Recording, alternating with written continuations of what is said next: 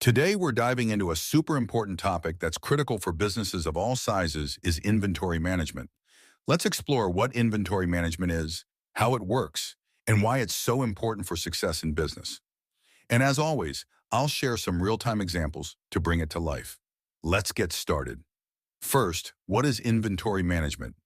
Inventory management is the process of tracking, controlling, and managing the stock or inventory that a business holds. This inventory can include raw materials, work-in-progress items, and finished goods ready for sale. Essentially, it's about managing what's coming in, what's going out, and what's left in storage. But why is this important? Effective inventory management helps businesses balance supply and demand. You don't want too much inventory sitting around because that ties up cash and storage space. On the flip side, you don't want too little because you might run out of products and lose sales. Second, objectives of inventory management. Why do businesses put so much effort into managing their inventory carefully? Here are 5 key objectives. 1. Meeting customer demand. The most important goal is making sure that you can meet customer demand without any interruptions. If customers want a product and it's not available, you'll lose sales and damage your reputation. 2. Minimizing holding costs. Holding on to inventory for too long costs money. Businesses have to pay for warehousing, insurance, and sometimes even product depreciation. 3. Avoiding stockouts. A stockout is when you run out of inventory, which means you can't fulfill customer orders. This results in lost sales and possibly even lost customers. 4. Efficient cash flow.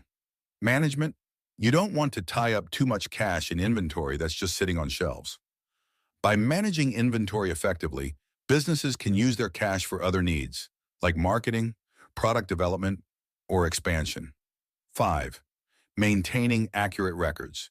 Keeping track of your inventory is critical. You need to know what you have, what's being sold, and what needs to be reordered to avoid errors. By achieving these objectives, companies can operate more efficiently, improve profitability, and provide better service to their customers. Third, types of inventory. Now let's dive into the different types of inventory a business might manage. Depending on the type of company, inventory might include 1. Raw materials.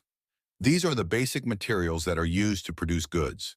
For example, if you're a company that makes furniture, your raw materials might be wood, nails, and paint. 2. Work in progress. WIP. These are the items that are in the process of being made. For a car manufacturer, it could be a half-assembled vehicle that's still going through various production stages. 3. Finished goods. These are the products that are fully completed and ready to be sold. For a retail business, these are the items sitting on shelves waiting for customers to buy. 4.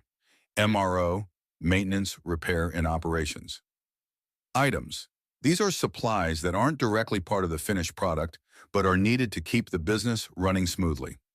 Think about spare machine parts, cleaning supplies, or office supplies. 5. Safety stock. This is the extra stock kept on hand to protect against unexpected demand or supply chain disruptions. It's like having a buffer in case something goes wrong. Fourth, the process of inventory management. Let's go step by step through the inventory management process.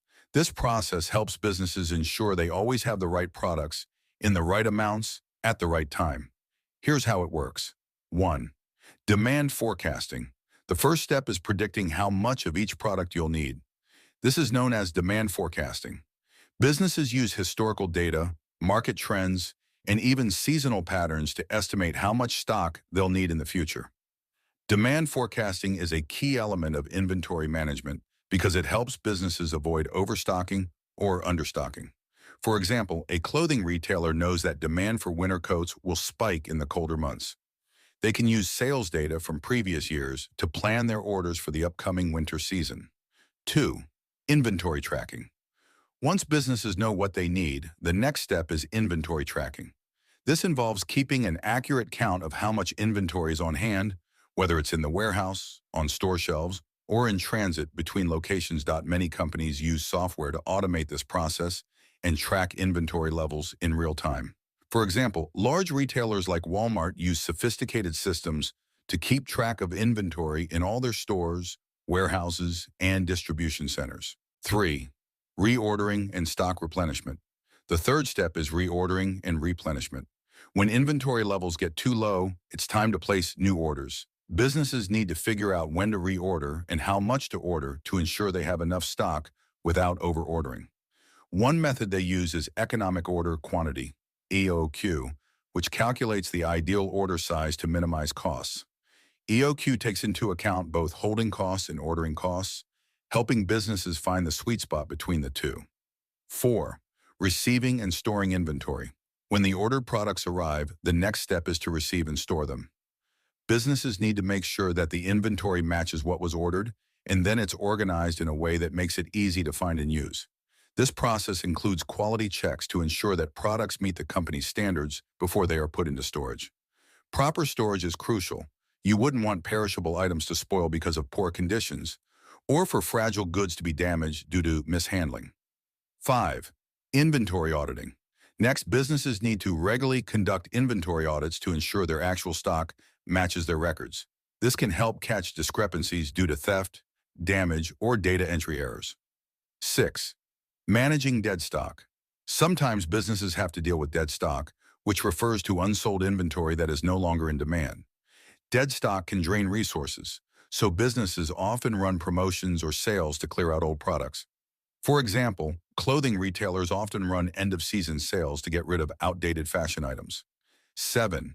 Analysis and optimization. Finally, the inventory management process ends with analysis and optimization. Businesses use data from their inventory management systems to identify trends, optimize stock levels, and continuously improve their processes. If you're watching and finding this useful so far, make sure to like the video, share it with others who might benefit, and subscribe for more content like this. So 5th, techniques in inventory management. Now let's look at some common inventory management techniques that businesses use to optimize their inventory. These techniques can vary depending on the industry and the specific needs of the business. Just-in-time, JIT. With JIT, companies order products only when they need them, which reduces holding costs. This method is popular in manufacturing, especially in industries like automotive. For example, Toyota is famous for using JIT to minimize waste in their production process. First in, first out, FIFO. This method ensures that the oldest inventory is sold first, which is especially important in industries with perishable goods, like food and pharmaceuticals. ABC analysis. This technique categorizes inventory into 3 categories. A items. High-value items that make up a small portion of inventory, but a large portion of value. B items. Moderate value and moderate sales. C items. Low-value items that are sold frequently. This helps businesses prioritize their focus. For example, electronics retailers might treat expensive gadgets as A items and accessories like cables as C items. Economic order quantity, EOQ. This helps determine the ideal order quantity that minimizes both ordering and holding costs. Safety stock management. Companies hold safety stock as a buffer to protect against unexpected spikes in demand or delays in the supply chain. 6th, technology and inventory management. Now let's talk about how technology has transformed inventory management. Today, many companies use inventory management software that can track stock levels in real time, forecast demand, and even automate the reordering process. Some popular software options include SAP, Oracle, Zoho Inventory, and QuickBooks. These systems use RFID, radio frequency identification, and barcoding to track items as they move through the supply chain. By using technology, businesses can reduce human error, optimize stock levels, and react quickly to changes in demand. 7th, real-time example of inventory management. Let's look at Amazon, one of the world's largest online retailers. Amazon has perfected the art of inventory management. Imagine you're buying a new pair of shoes on Amazon. From the moment you place the order, Amazon's inventory management system goes into action. They track the stock of those shoes in warehouses across the globe and ship them to you in the most efficient way possible. Amazon uses a combination of the just-in-time approach and warehousing strategies to ensure they have the right amount of products in the right location. They also use real-time data to track every item's journey from supplier to warehouse, and finally to the customer's door. Eighth, challenges in inventory management.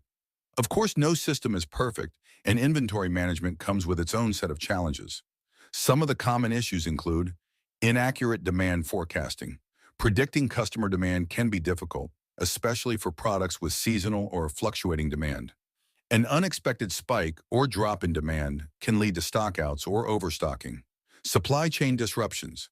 External factors like natural disasters, pandemics, or geopolitical events can disrupt the supply chain, causing delays in receiving inventory. Overstocking.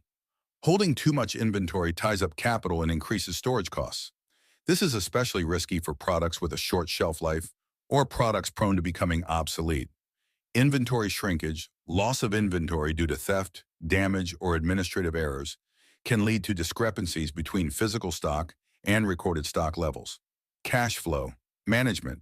Investing too much money in inventory can limit the cash available for other critical areas of the business. So there you have it, a deep dive into the world of inventory management. I hope this video gave you a clear understanding of what inventory management is all about. And if you're looking for a deeper dive, I've linked a recommended book on this topic in the description below. Be sure to check it out. Thanks for sticking around. If you're watching this, I have a great video on BCG matrices that you'll find useful. Click here to watch it next. See you in the next video.